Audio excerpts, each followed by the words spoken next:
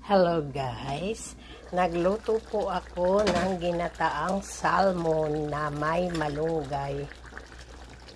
Ayan, hinihintay ko lang po na medyo matuyo-tuyo yung gata.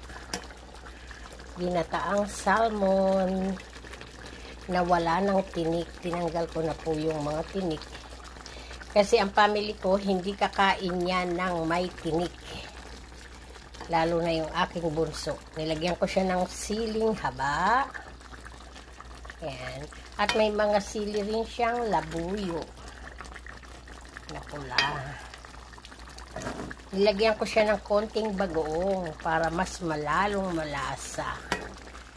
Ginataang salmon.